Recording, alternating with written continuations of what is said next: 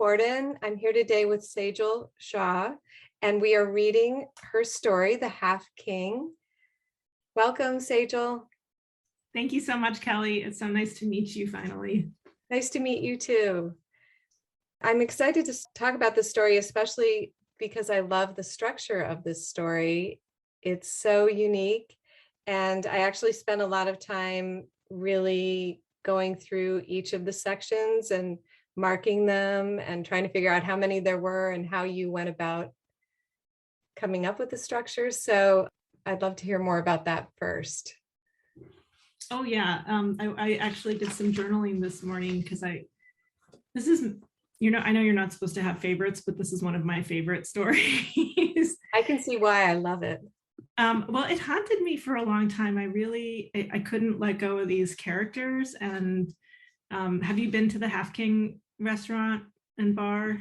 I have not, no. It existed in New York, but closed a couple of years ago now. I can't remember when, but even before that. So I started writing this story, I think when I lived in Iowa and I was missing Brooklyn. And so it was during a period where I was moving around a lot. And then it turned out that I got a tenure track job in New York and moved back there. But so let's see, that means I would have started the story in 2004 or 5, and I didn't finish it until 2011.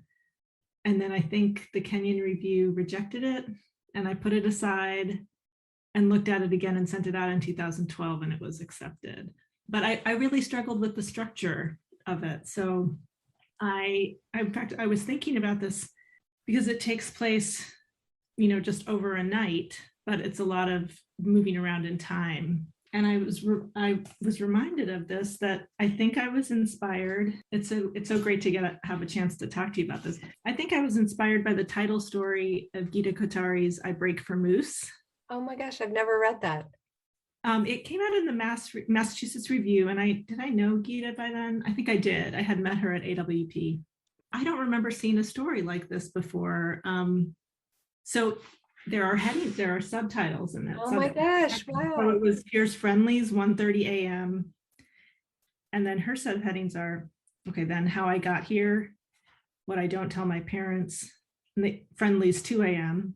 What Else I Don't Tell My Parents, Friendlies, 2:30 a.m. How We Get There, The Best Years of Our Lives, Friendlies, 3 a.m. And I didn't look at it closely. And I wrote down all your.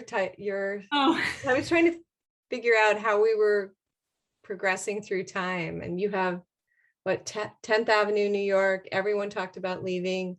Cobb's Hill, Rochester, 20s, summer camp, bartenders younger than you, Chelsea, bad Indian food, 29 Brooklyn, zip codes, Elvis Costello, 25 Rochester, Q Train, Brooklyn Bridge, Cary, New York, leotards, Mark, skinny ties, outside, boat, school, organic farming, and acupuncture, and then New York.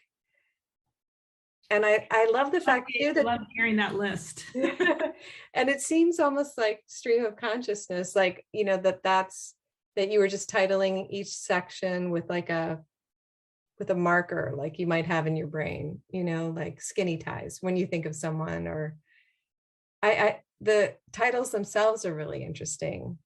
They don't feel structural, and yet they make perfect sense, if that makes sense.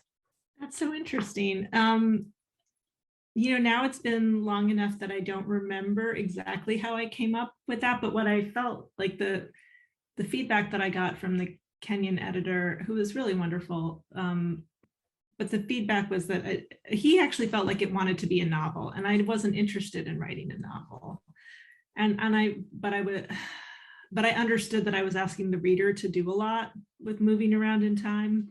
And I realize now that I think I did go for like what it felt to me something about what was most important or essential in that section of the story. And in my essays, and I know you've read some of them in This Is One Way to Dance, I use section. Thank you so much. I think it's within nonfiction that I started to use section breaks or numbers. It felt really, and I don't know if this is true, but it felt like just as a reader, I was thinking, is she unpacking what makes this time so special, or trying to figure out, how you try and go back in time and you try and recreate it. And it's such an like a esoteric feeling. You can't quite grasp it.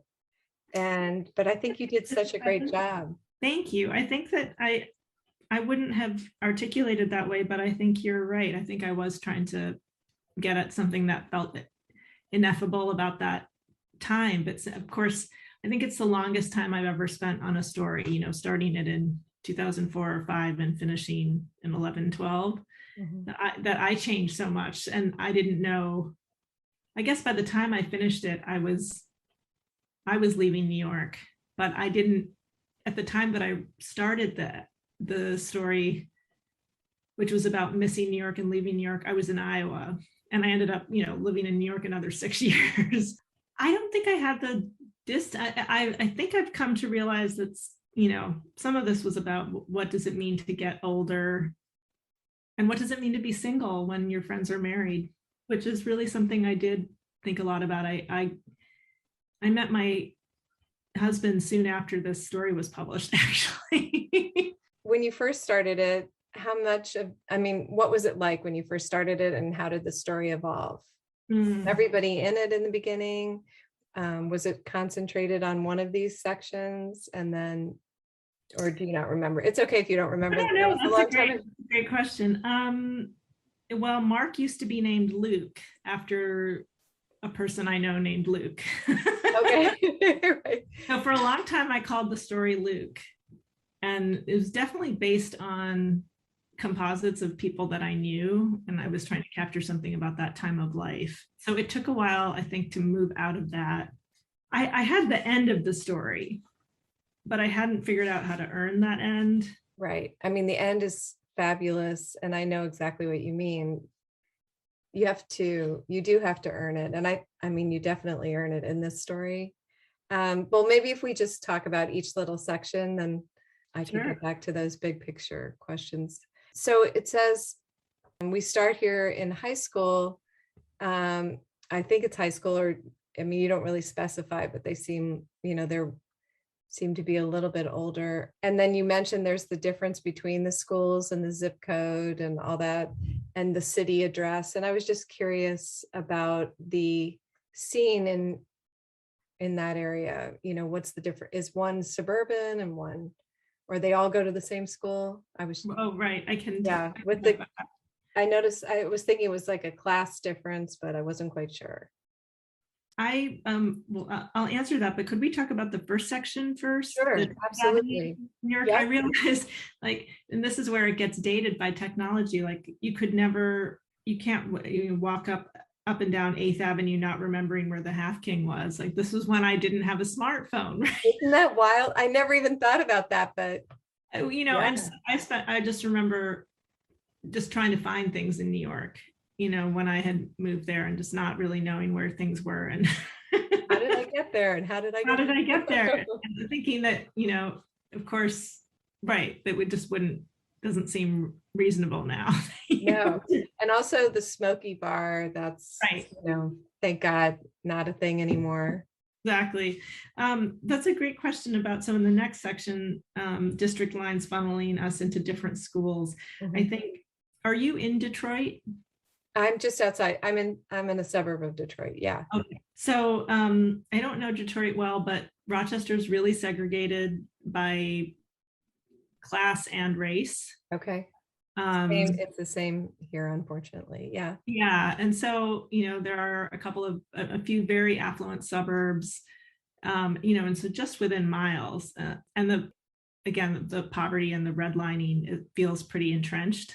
So I grew up in a suburb just a few blocks from the city line. And then when I moved back, I moved back to Rochester after I finished college in Massachusetts. And I was trying to write about that time, how there was a kind of scene, and that actually we all lived fairly close to each other, most of us, but it kind of depended on, what district you were in.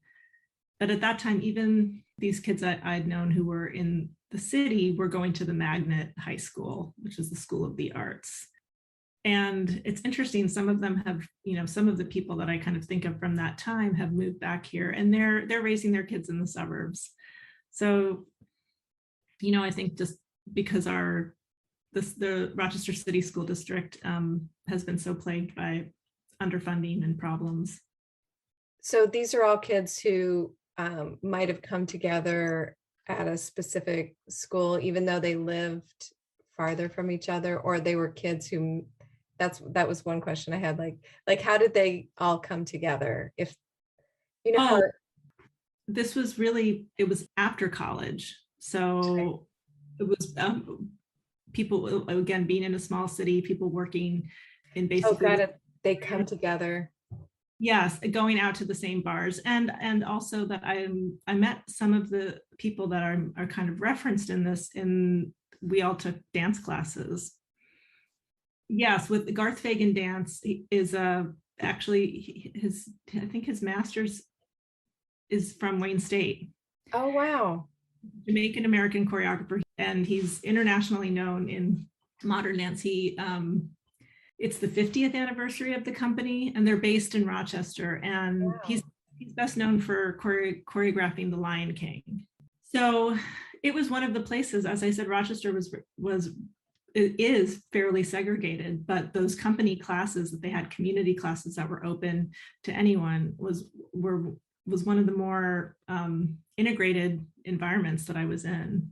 Then I moved to New York, and a bunch of them were in New York. So it was kind of coming out of a year after I was in college, where I met people who were, I think the thing that I was really, maybe what I was interested in was, here were folks who I thought were really smart, but they weren't. I had gone right after high school to Wellesley College, which is full of, very ambitious pre-professional women. And it was great to be around people who in some ways were not all ambitious in similar ways. Yeah. That makes sense. It totally makes sense. Yeah. I felt uncomfortable in a way. It's not that I didn't want to succeed, but I think I felt uncomfortable with some of that ambition, and also felt uncomfortable with it, maybe because of, I was more interested in the arts, and I really didn't know how you make a life. Mm-hmm. So this felt very familiar in that everybody always wants to, it seems like, I have family in Cleveland, I'm in Detroit, this is Rochester. Everyone is always talking about leaving. Like, I'm going to get out. So I was kind of fascinated by the fact that she, keeps wanting to, she really wants to come back. And she keeps saying, like, if I find the right guy, if I do this, whatever. And I was curious about, it doesn't really say what she misses exactly, but I'd be curious to see, since I'm talking to you, what were you thinking she was thinking or missing? Oh, I think maybe a kind of ideal, I think it was connected to also finding a partner. Like in a way, maybe it doesn't matter so much where you are. That's right.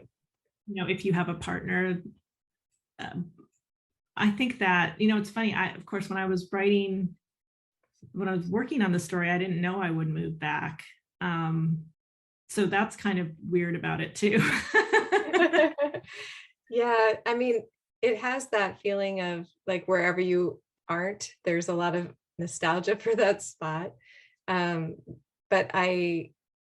then you forget some of the hardships of actually living there when you're away. But I'll move on from that, and because I want to get to some of these other great, you had so many wonderful lines, and I'll just point them out when I come across them during this. But I think in the story, basically, even though this is based on the dance classes and everything, I got the impression in the story it's sort of high school, because it says even my old teachers, you don't specify. So I guess I just implied that. You know what it is, Kelly? I was surprised that coming out of such a brief, a few months of dance classes, and not just that, but that those relationships had stayed strong enough that, and I thought, this is kind of, I think that was partly what was so interesting to me about it. I was like, these are not people I went to high school or college with, where we have this, kind of long-term bond or long-term bond or all these shared experiences. And so that's, I think, partly what I found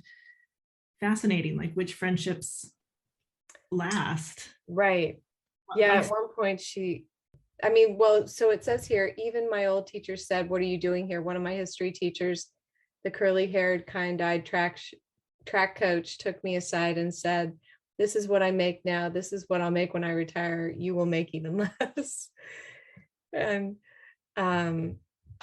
so, I mean, even the people who are there are trying to discourage her, from. Based on, so I moved back here a couple of times. I really did move around a lot in my 20s and 30s. And I did teach at my old high school. Mm-hmm. And there was really, I wonder if that's changed now, but just like you were saying, Detroit, Cleveland, Rochester, the sense of like, you shouldn't be here, like Right. you're better than here. I think there is still a little bit of that, but then there's also the renaissance going on of, so many cities. So I don't think people say it as much as they used to. I think you're right. I mean, I think that, there's much to be said about quality of life, I think, in these places. So. Well, okay, I wanted to talk about the Seneca Indians too, because that's a big part of the story. And that was fascinating that the Half King, there's actually a connection there to the Seneca that were in Rochester area at the same time. So did that just, when you were doing research, did that just come together, or how did you? Yeah, I couldn't figure out why I'd shown my writing group in New York, which is that Great Lakes group, that I wrote about, this story, which was probably still named Luke then. Right. And my friend Nora and I, took that, she was near me on the Upper East Side. She was in Midtown, and we went down to the Half King together for a research trip, actually. That's fun. Yeah, it was. And just took notes, because I said, I don't understand why I like kind of can't let this bar go, but I feel like I'm not doing enough with it. So we went, and I don't know, I feel like it was one of the first times, at least for a story, that I actually went, we were living in New York, but went to a place, there was not a reading or anything there, and just got something to eat and took notes. Trying to capture the atmosphere, and that's where I think I'd seen what the plaque had said. Like, I think it was online also, but I wanted to really describe the place. Well, and I thought that was great that you also brought in aging, because I think that when she goes up to the bar and wants to ask about it, then there's like a little cleavage moment. So, okay, so you found that out, and you had already obviously known about the Seneca from growing up in Rochester and hearing about them forever. But what did their inclusion in the story really mean to you for this story? I think it has to do with absence, the way I think Asian Americans are absent from American history, and Native Americans are absent in all these ways, except for when they're removed from the landscape. And then it's, like I went to an elementary school called Council Rock, and Raj, my husband, went to an elementary school called Indian Landing, not just a few miles from where I went to school. And, so this sort of ghostly absence. Yeah, and that actually came up too, when she is in the, and I keep saying she because her name's only mentioned once, but and now I'm blanking. What is her name? Serena, that's right. Okay, so Serena goes for on a date, and in the background are all of these women dancing, Indian women dancing, but they're on mute. And I just thought that was a very cool way to capture some sort of the silencing of women, the silencing of people. Yeah. And also Carrie, it comes up again with Carrie too, because they have that great relationship, but Carrie doesn't get it. And she doesn't, I mean, she's always with a boyfriend. She always seems to be with like the cutest boy. And She seems like she wants to understand, but she doesn't. And she has that angry moment at the end too. So it's like, I don't know. There's a lot about silence in that as well. Yeah, I was going through and so right, Carrie was in those days there were two Carries and a cat in that group. So right, that's the first thing they tell you, like you have to change all the names so none of them sound like anybody else. And I guess that's true. In reading about Bad Art Friend, or is it Bad Artist Friend? Bad Art Friend. Yeah, the bad art friend. The kidney story. The kidney story. I was reminded that there was another guy who I could kind of had in mind when I was writing this to be something like Mark, and he was at one time a writer. I don't know that he identifies as anymore. I think he dropped out of a PhD program in writing, but I showed him the story and he didn't recognize himself in it at all. And I thought, and I thought that's true, but also I don't know. I think so much changes in the process of writing a story. I think I worked out something that was interesting and important to me.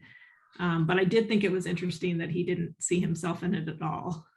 That is really interesting. Well, I don't want to lose that thread. What did you work out that was interesting to you in that part? Well, I think I probably had those felt like these points of, high emotional energy of Carrie being upset and, Mark hitting on Serena, like having a girlfriend, but just like, well, that doesn't matter right now. And I think it took me a while to get to the point where it was like, is Serena a reliable narrator? And I think it'd make it more about her choices than about judging either of those other characters.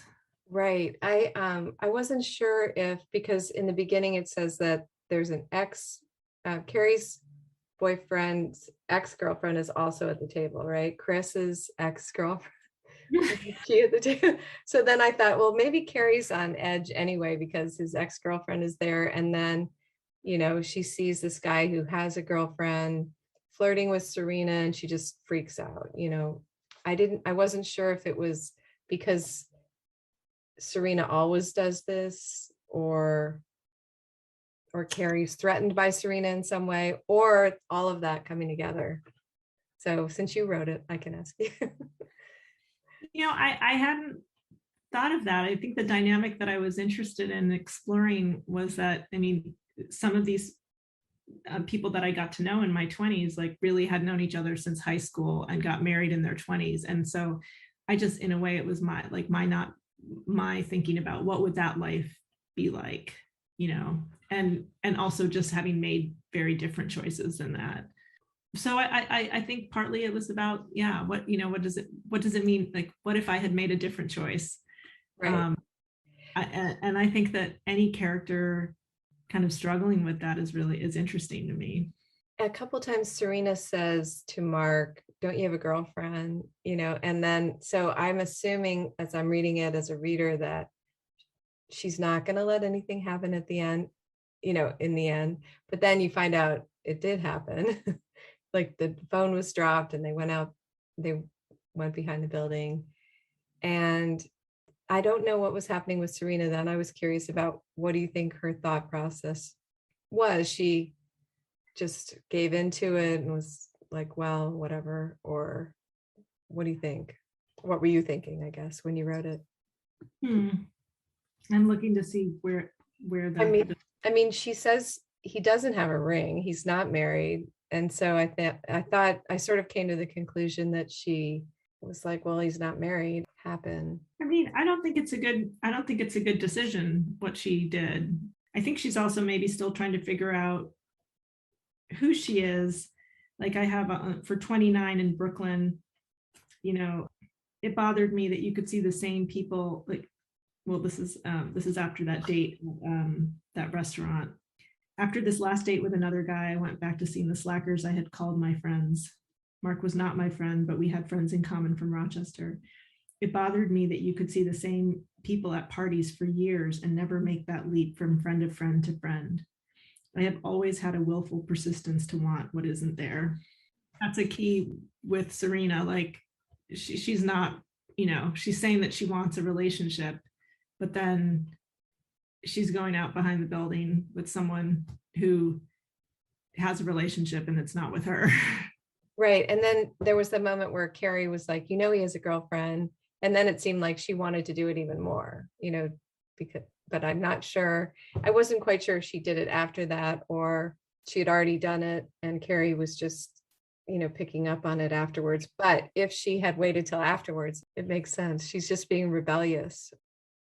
Yeah. I mean, I think I was thinking about this. I feel like she's telling a certain story about herself that is both compelling and convincing and also might not be entirely true. Mm-hmm. Yes. And that I was interested in, what are the stories we tell ourselves and what are the stories we tell other people?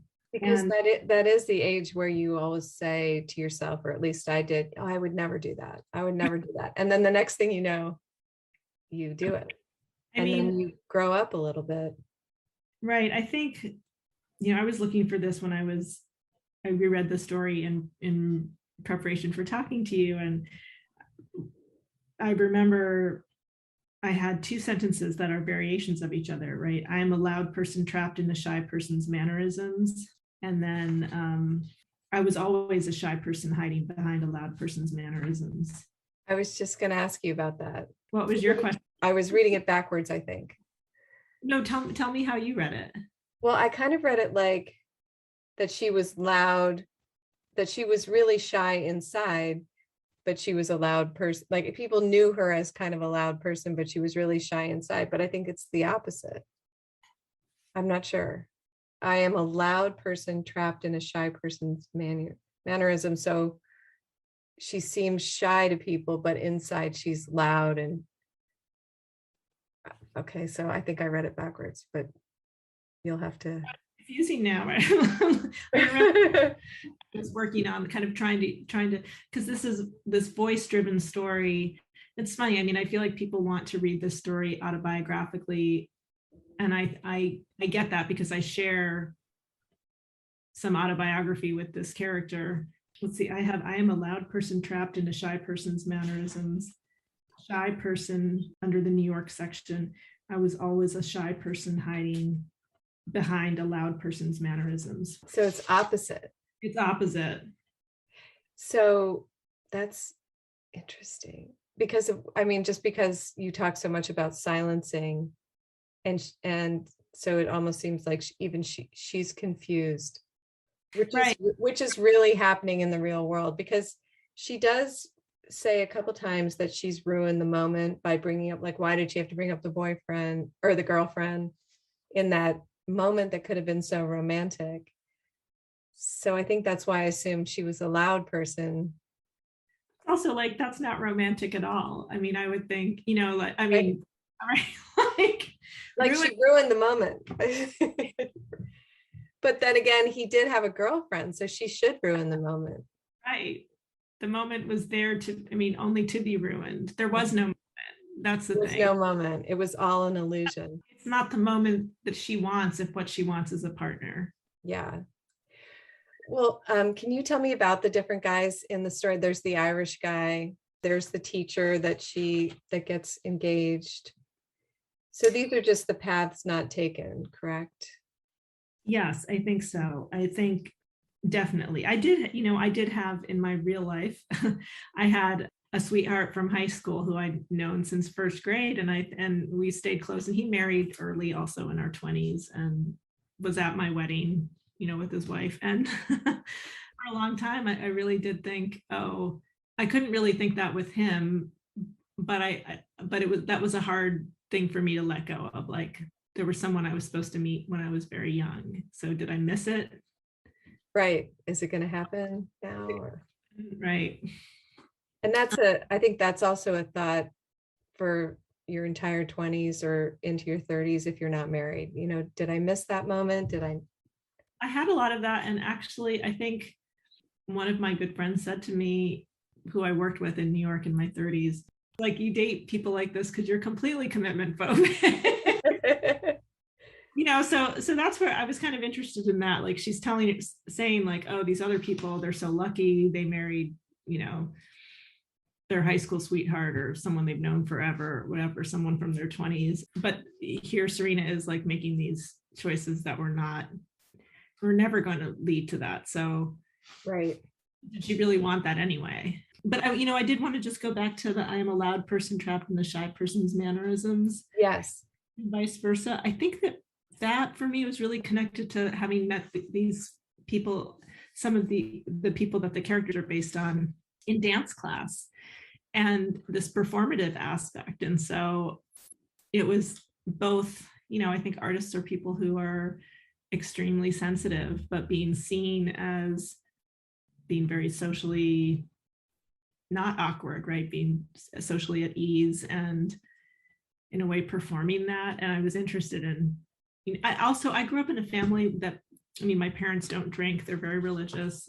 And so I think I was also really interested in, I'm completely disinterested in this now after the pandemic, but like, it sounds, I guess bar culture, or what writer life culture was like at that certain point in my life. Like, now a bar does not sound interesting to me at all. No, not at all. Not at all. Yeah, I just went to Nashville and I was kind of horrified. It was horrifying. Right? It's terrible for people who are, I don't know, not for everybody, but for people over 40, maybe not. Right. And so this is, I when I look at it now, as I'm, in my late 40s, I think this is really, I think about time. I think the whole story for me is about time and grappling with time. And that's what was hard for me with the story structurally, to really figure out where I was moving back and forth in time. And so how did you do you remember how you finally figured out how to grasp hold of it? I think I had to, I think making those subtitles was really important, and really kind of thinking about where in time am I? Mm-hmm. So I feel like I had to print everything out, move it around, and chart it out.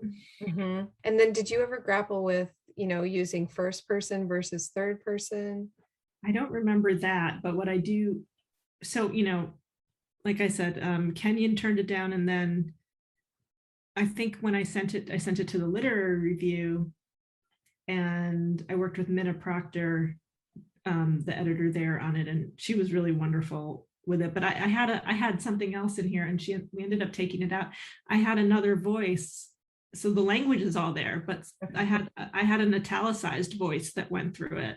Oh, interesting. Which was what, her stream of consciousness, or like the commenting on it? I'd have to go back and look now. That's it. And I think that Minna just thought that it was like one more piece where I'm already moving in time, and we're at asking the reader to do that. And I think she understood the kind of voice I was trying to have. It was like this other voice that was commenting. Was it like a witness in her mind? Like how you have that. Yeah, I'm going to say it maybe like in the Cobbs Hill Rochester, it would have been something like, I think I was at the bottom of that. I think I was happy in some absolute unspeakable way, though. I can't remember if I knew it or if it has just become something to say now. I was happy then. That kind of commenting on it. Right. Well, it flowed well without italics. Yeah, I'm so grateful for good editors, because I think I was pretty tied to that, like as being this other thread running through. And I think that was her thing to say. I think it's too much. Like, you can trust. I'd love to hear you read the ending, because the ending's so amazing, and everybody is supposed to have read this before they listen to us, so it won't ruin anything. But I just loved the last part, if you don't mind. I sit there, stay, hand curved over the tea light for another hour or two, trying to fix it all into place. I am making a picture to conjure for when I'm missing New York. Lime wedges suspended in coronas, strands of white Christmas lights, still skinny ex-dancers, wooden booths scratched over with names, circles and circles of rings. Staining, the archaeologist, drinking her seltzer, postcards advertising lipstick or bands sticking to the bottom of our half-drained bottles for a moment before falling to the table. My blue shirt, the smell of smoke, the profile of the Indian chief on the far wall.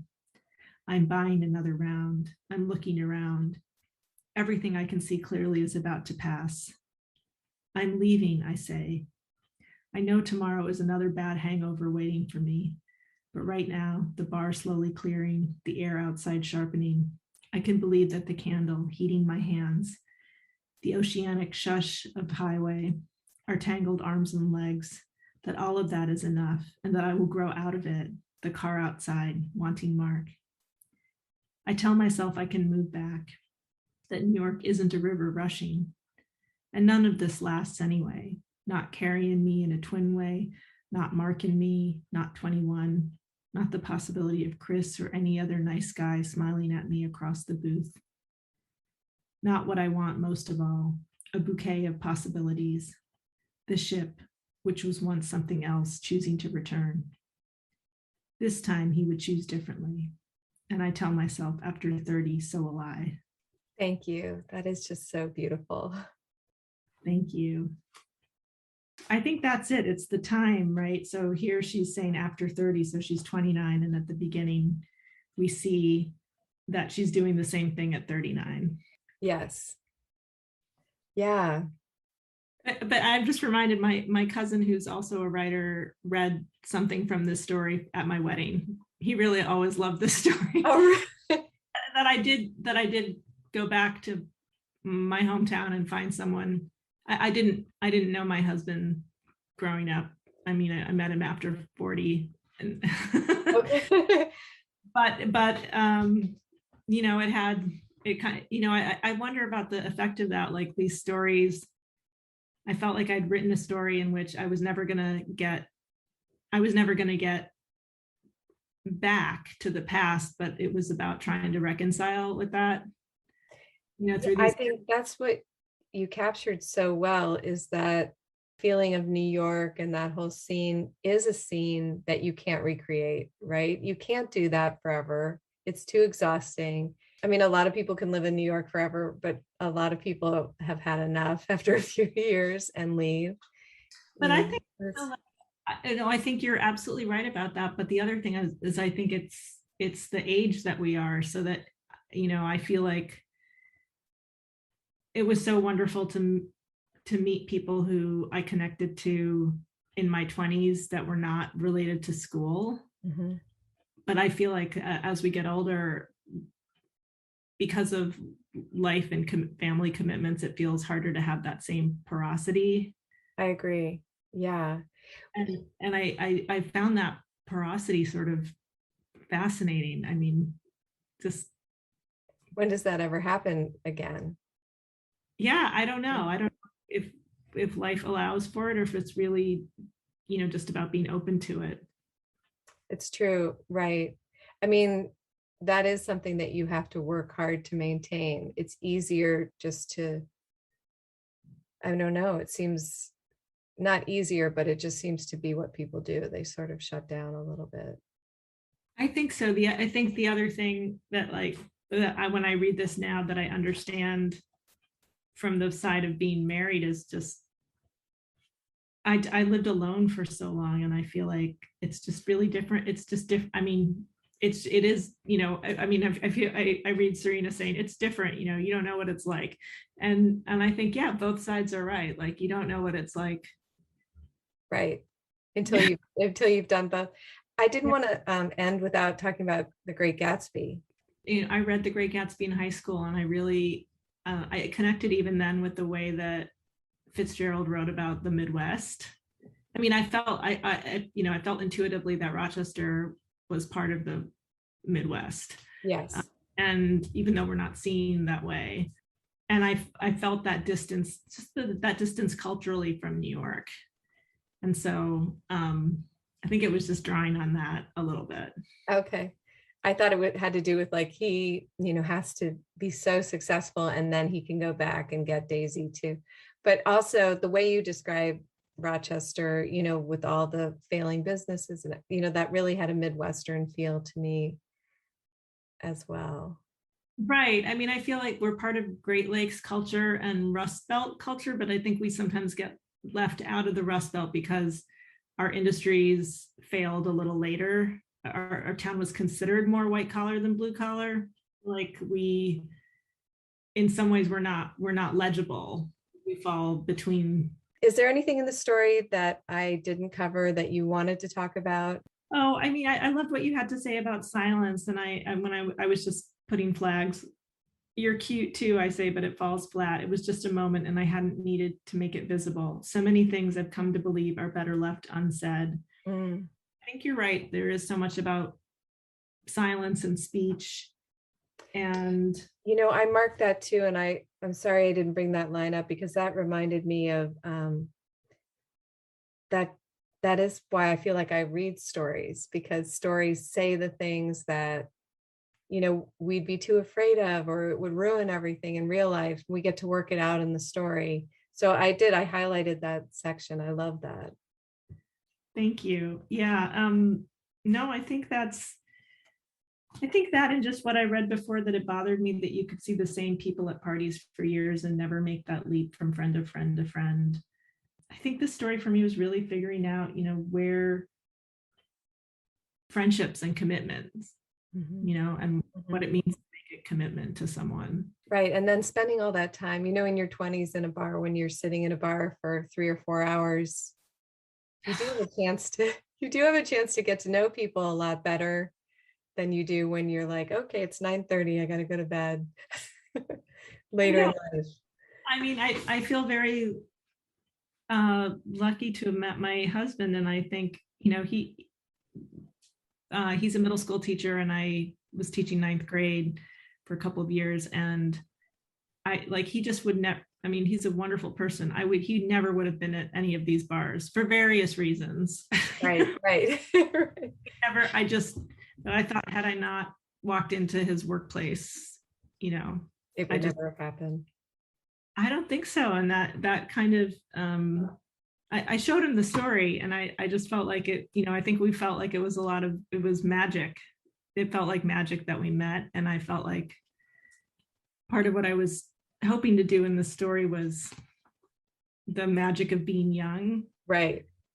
How do you decide if something is an essay or a story? Or, you probably didn't want to delve into my life in New York in my 20s in an essay, I guess. How did you make that decision? That when this one, because I share some autobiographical material, or, kind of, I lived in these places, that kind of thing with this character. I felt like the voice was fiction. I mean, it was like following a voice. Right. I mean, I asked myself that because I also thought, I was so fond of this story, and I haven't published my story collection yet. And I thought, could I put this in an essay collection, for example? Right. But it's not nonfiction. Things are imagined and things are composite, and it didn't feel interesting to me as nonfiction. It's so atmospheric. I feel like with nonfiction, it has that feeling of wanting to work through something to a point, or following a theme.